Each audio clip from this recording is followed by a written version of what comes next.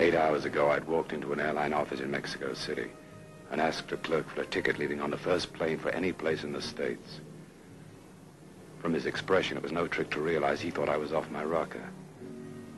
Finally, he told me there was space on a plane leaving immediately. I bought the ticket, then I sent a cable to the Dana Hotel, advising them of my arrival. Mexico had been fun, but even fun has a way of stopping. And when it does, take it from me, it's a warning to pack a bag and head for some other place. Over the hum of the motors, I began to make plans. Spend one day in the city the plane was headed for, then grab the short flight to New York, see some shows, and not look for trouble. I headed to claim my baggage and to make a reservation on the first flight leaving the next day for New York.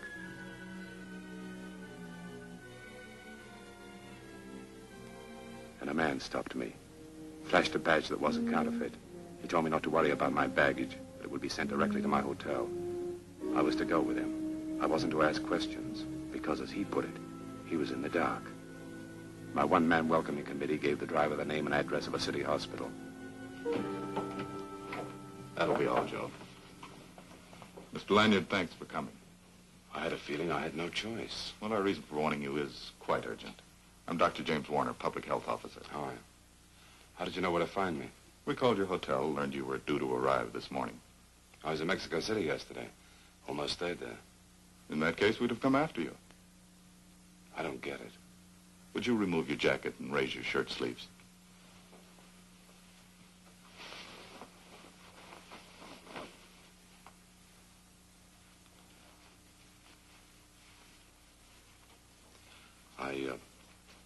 Suppose when this is all over, you'll explain, huh? It's an inoculation, Mr. Lanyard. A preventative for cholera.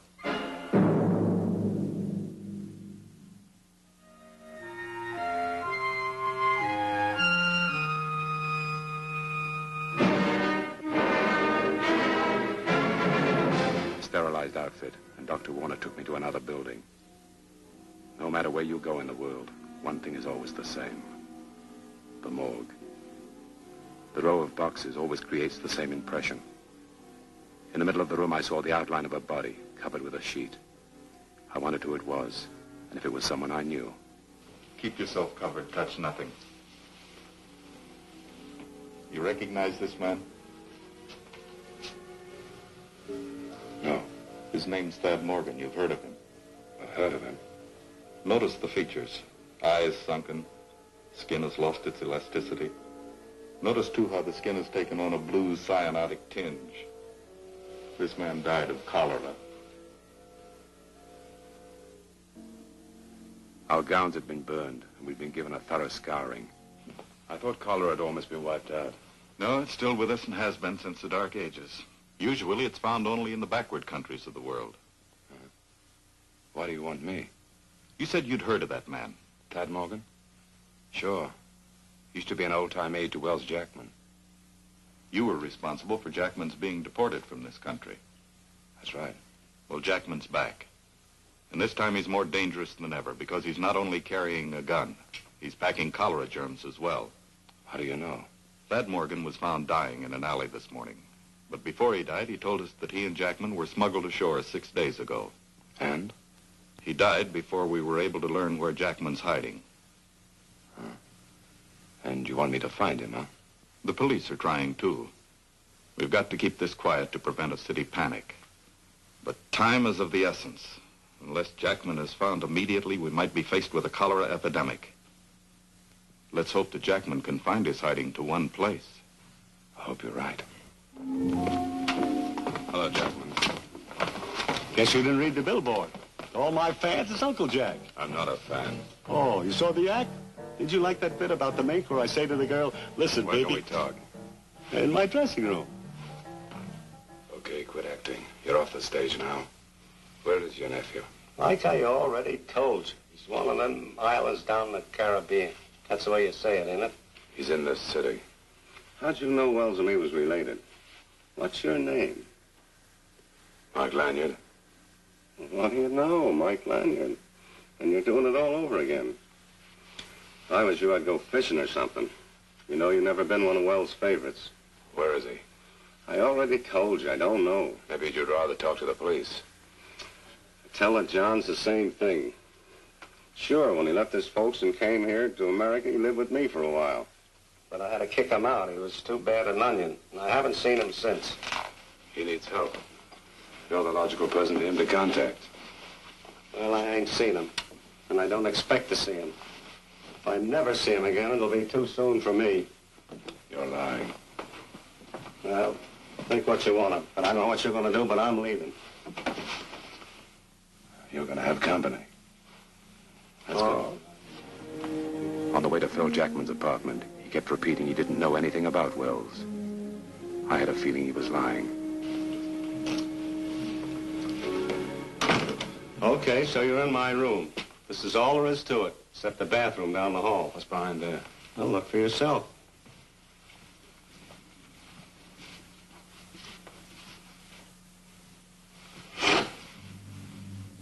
One look at Phil's son, and I knew he was sick. Very sick. It's my son, Jim. He's been a little under the weather the last couple of days. Oh, what's wrong with him?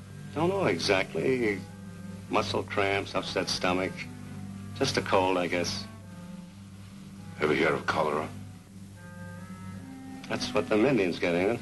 It's what your nephew has. If he's been around your son, he could have it too. You must really be a nut on them detective magazines. Only a whodunit fiend would come up with bait like that. Wake him up. I want to talk to him. I told you, you don't feel so good. Jim. Jim, wake up.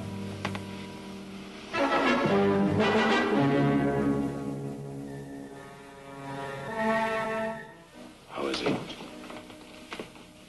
Jimmy's going to be all right? I've bad news for you, Mr. Jackman. Your son's dying. Dying? Why? How? He's only had a cold. Far worse than a cold, Mr. Jackman. Your son has cholera. We've done everything possible for him. I'm afraid he came to us too late.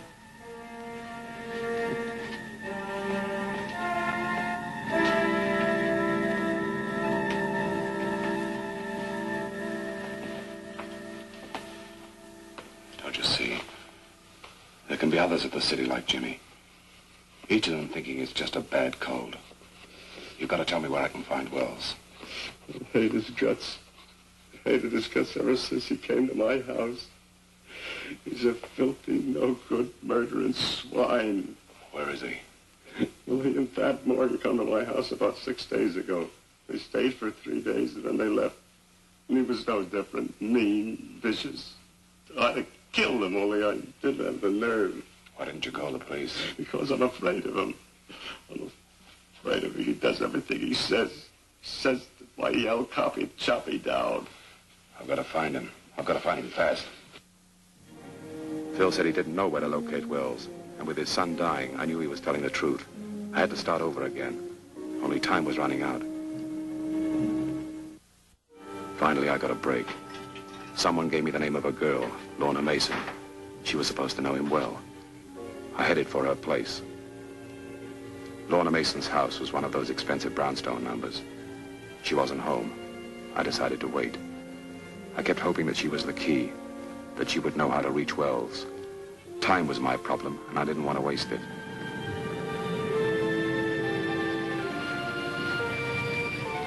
Then I saw a car pull up at the curb.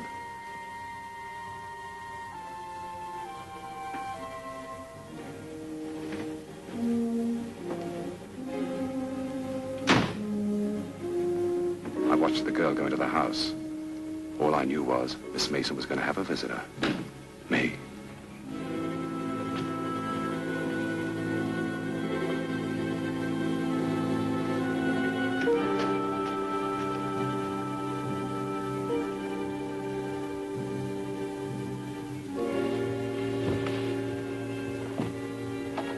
Yes? Miss Lorna Mason. Come back after I've had some sleep. We'll talk about it. Sorry I didn't hear you. Well, now, just the way you came walking in here makes me think you're a right interesting kind of fellow. What's your name? Michael Lanyard. What's your business? A man by the name of Wells Jackman. Jackman. Not nearly as nice a name as Mike Lanyard. One of the Lanyards of Boston? No? Too bad. Fine family. Suppose we talk about Jackman. Suppose you tell me why. Lots of reasons. He's in this country illegally. He's dangerous. A man with that reputation, and you think I'd know him? Yeah, that's why I'm here. Who told you about me? You and Jackman. It's all over town, didn't you know?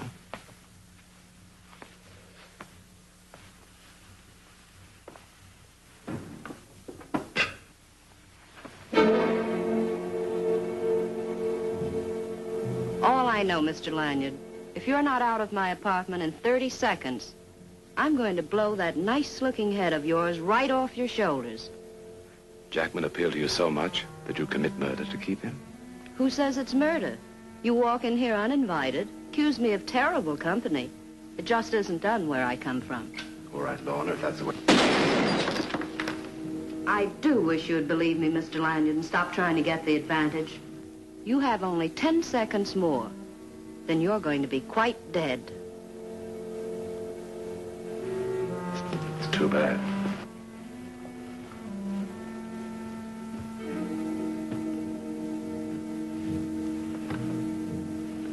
You're such a fool, you know. Sunken eyes, blue cyanotic skin. Not gonna look good on you at all. And just what does that mean? Jackman has cholera. You better get yourself to a hospital. Cholera? But this is the United States. They don't have things like that here. Don't they? The next time you see him, ask him how he feels. I'll be back later to see what he said.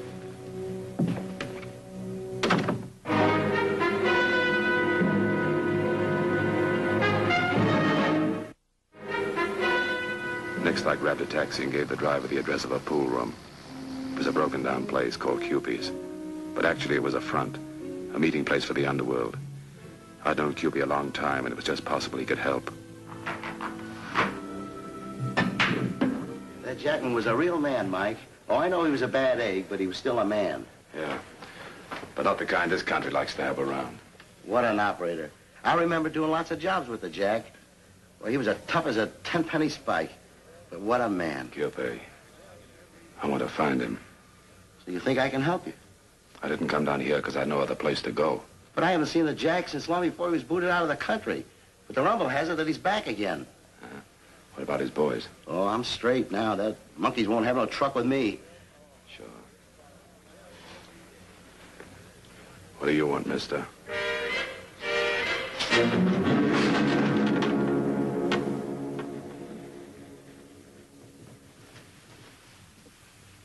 I got the word you were a rough customer, Mike, but never knew these days you were scaring them to death. Maybe you'll wish I had. Call an ambulance.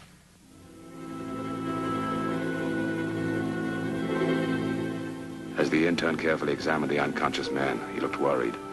I had the feeling that the man on the floor had the same disease as Thad Morgan and young Jackman. Cholera. When Cupid heard the story, he wanted to cooperate, but he swore he didn't know the man on the floor.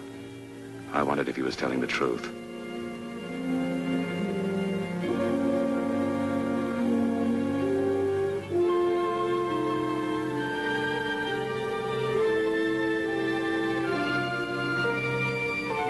The doctor told the police he wanted everybody in the pool room taken to the county hospital. He was placing us all under observation. I noticed he tried to underplay his fears. I also noticed as they carried the man out, they left his face uncovered. The doctor hadn't even told the police that the man had just died. As soon as I got to the hospital, I headed for Dr. Warner's office. I wanted to know for sure what had caused the man's death. I'll let you know. Examined him yet? About to do so now. I'm having Dr. Reagan help me to perform the autopsy. When will you know if it was cholera? Soon. Where can I reach you? I'll be at this number. What about Cupid? We've placed him and the others found in the pool room in the observation ward, just in case it is cholera. Do me a favor. Have the police run a check on the dead man.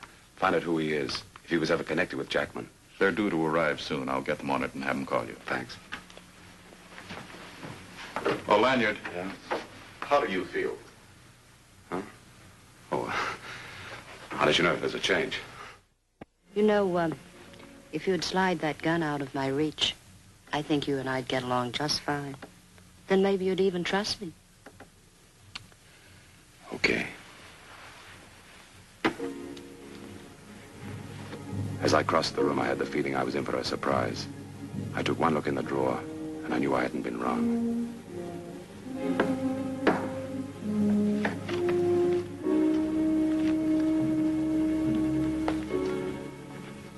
It seems this little .38 is worth about, $50,000.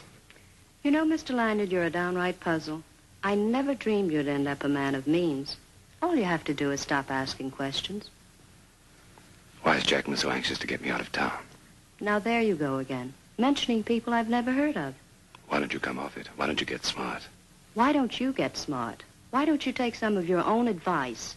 Maybe I do know Jackman. Maybe I've even seen him. Maybe this is his dough. And if I were you, I'd take it and stop asking so many questions. Otherwise, you're going to lead a very short life. Hello? Just a moment. It's for you. Thanks. Hello? Mike, this is Dr. Warner.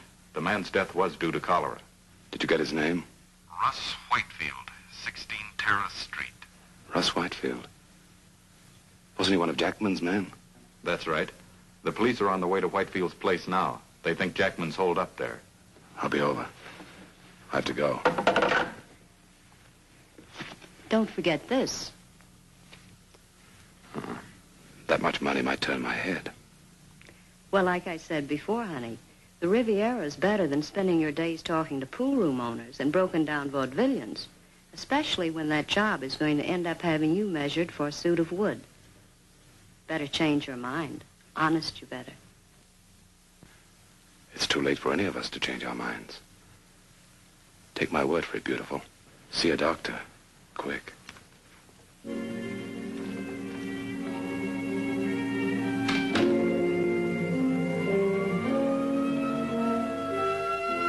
"16 Terrace Street was near the waterfront. By the time I arrived, the police had gone through the apartment house with a fine-tooth comb. But they were too late. Jackman had left minutes before. The police cars went in different directions. They were surrounding the district, trying to find Jackman. Then I thought about Phil Jackman, and I remembered the threat Wells had made. It was a long shot, but worth a try.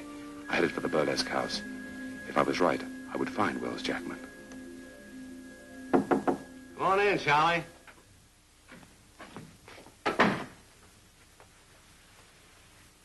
Lanyard, I thought it was the doorman. He always brings me a cup of coffee after the last show. Yeah? How do you feel? I'm feeling okay. The doctor gave me a shot, and like he said, I'm not getting too near people. What are you doing here so late? Jackman's on the loose. He knows I'm getting close. He knows I helped? Did you close the stage door? It was open. I left it that way. Then he's here. He's in the theater. Is there a phone around? Yes, on the other side of the stage. No. While you're gone, he'll get me for sure. Now, I helped you. You've got to help me. All right. You're crazy. He'll kill you for sure. Get out of your clothes. What? Get out of your clothes.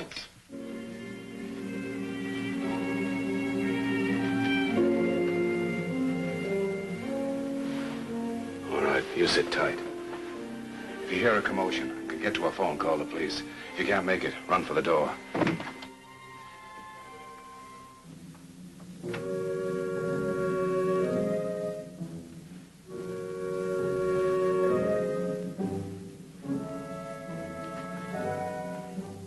The backstage was dark, and other than a few drops, the stage seemed empty. If Wells was in the theater, he had to find me. He told Phil he would kill him if he helped the police. I was banking on Wells to keep his threat. Then I saw the night watchman. He was dead. Now I knew Jackman was hiding somewhere in the Blacked Out Theater. All I needed was a lot of luck and a little more time. I started for the telephone, half a stage away. I had the feeling that somewhere in the darkness I was being watched. I tried to recognize anything that might be the outline of a person. I couldn't see a thing. When I was about 15 feet from the telephone, I ran out of time. And I wondered how much luck I had left. The knife had missed me by inches. If Wells Jackman hadn't been sick, the knife would have found the soft spot between my shoulders. Then I caught a glimpse of Jackman. I saw him reach for another knife. Normally, I don't duck a fight. The knife was one thing, Jackman was another. But when you add cholera to them, I figured the best thing to do was backpedal. Jackman's eyes looked like they were on fire. His breath kept coming in gasps. You might as well forget it, Jackman. Your pigeon just got away. No use you're going after him. You're sick. You'd never make it. Then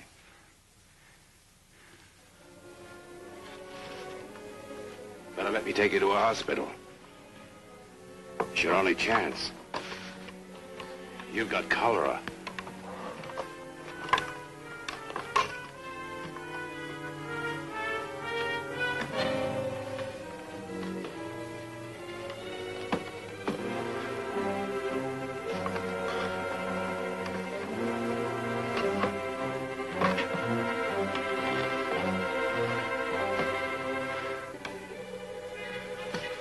You're sick. You can't talk. Your eyes feel like they're sinking into your head.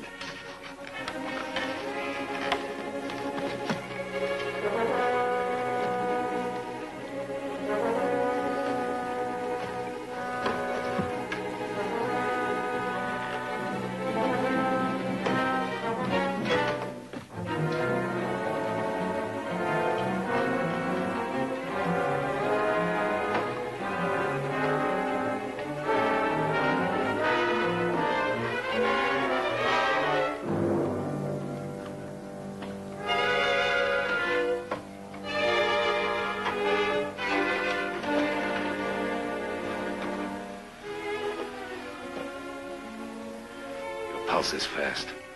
It's hard to breathe.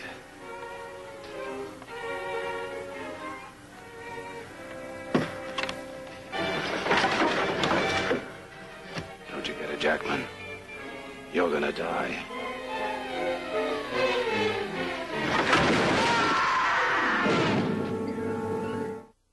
There's one thing that puzzles me. Jackman was no fool. When he found out what he had, why didn't he go to a doctor? he never knew. Most of them don't until it's too late. But he did try to cure what he thought was wrong with him. Well, what do you mean? We found this in his coat.